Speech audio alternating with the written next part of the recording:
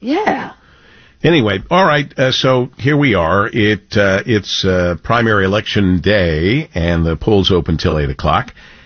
Director of the Center for Civic Engagement and Political Science, professor at Oakland University, Professor David Dulio, is with us, and I guess we can talk about a couple of things. David, welcome back.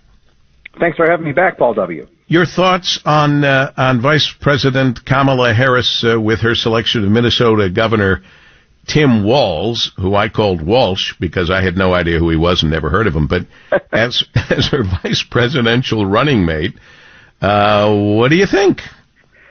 I think it's an interesting pick. I don't think it's her strongest pick from an electoral standpoint. I think that would have been Governor Shapiro from Pennsylvania. Even a small shift, and then I'll tell you where I'm going here. The evidence is that very few people cast their presidential ballot based on who the VP choice is.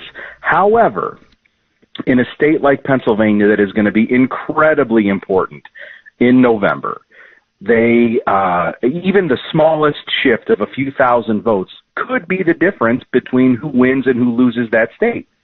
And that is, I think, the benefit that Shapiro would have brought. Walz seems to be making all sorts of Democrats happy. Most notably, the progressives on the left seem to be cheering his selection, and I think that is maybe he was the pick that allows all the Democrats to sort of sing Kumbaya and rally behind him. But she didn't. I mean, with all due respect, she didn't need help on the left. She's pretty left enough, isn't she? Well, I think that tells you where the Democratic Party is today, right? I think that had Governor Shapiro or, heck, even Governor Whitmer or Gary Peters, who was sort of in the mix there for a while, or Mark Kelly, if she would have picked one of them, I think she would have been getting heat from the left. But so what this does is keeps them happy. Well, I guess that's, far be it for me to try to figure out how these people do what they do. But that's interesting, and I'm thrilled to get your professional thought and opinion on that, Professor David Dulio, with us. And now, of course, we've got these other, being primary election day in Michigan, you either have to vote all Democrat or all Republican. I'm not sure I love that, but I guess that's just the way it's been for a while. That is true, and it often causes confusion among voters who say want to go and vote. If they're in Macomb County, they want to vote in the Democratic primary on the 10th congressional district race, but they want to vote in the Republican primary on the U.S. Senate race. They can't do that, right? You have to stick to one partisan side of the ballot. So if we look ahead, one of the big ones, of course, is the United States Senate seat that Senator Debbie Stabenow has given up, is retiring from.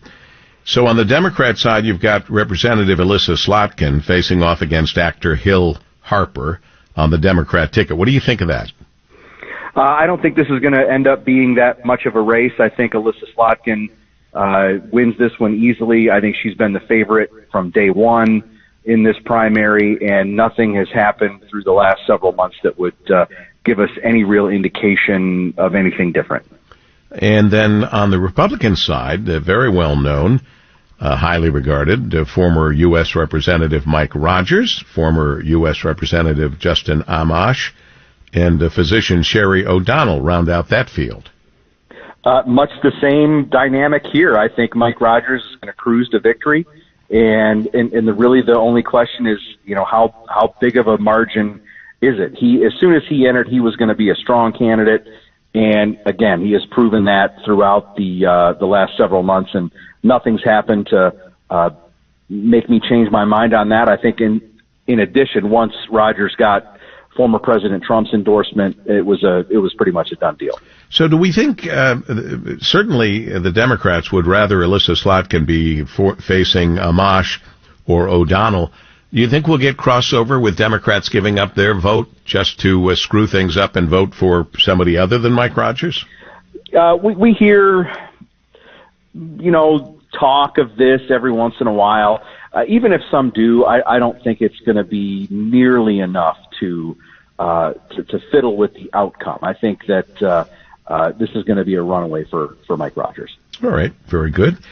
In the Macomb County-based 10th Congressional District, a competitive Democrat primary will determine who will challenge first-term lawmaker John James. We'll be watching that. I don't remember this, but apparently James won election by less than 1 percentage point in 2022 in what was the third closest congressional race in the country. So we've got well-known former county judge and prosecutor Carl Marlinga, who lost to James in that race, but is challenging him with a second bid, and then several other candidates vying for the nomination. I would guess that Carl Marlinga has no problem with that, especially because of name recognition. I think that's on the money. He's got a record. People are familiar with him. As you mentioned, he ran in 2022 and got really close to John James, closer than anybody else had thought. And I think that maybe puts a scare into John James. And then, pending the departure of Democrat, United States Representative Dan Kildee, who chose not to seek re-election, left up for grabs a kind of a political toss-up district that includes Flint, Saginaw, Bay City, and Midland, where candidates from both parties are fighting for a chance to replace him. Anyone standing out in your mind? Well, I think Paul Young on the Republican side and Senator Kristen McDonald-Rivet on the Democratic side. If those two end up facing off in November, that's going to be a knockdown drag-out that's really important to who holds the balance of power in the U.S. House. Really always appreciate you sharing your expertise with us. The director of the Center for Civic Engagement and Political Science, Professor David Dulio of Oakland University. Thank you, Professor. We really appreciate you. Thank you, Paul W. We continue in Focus on WJR.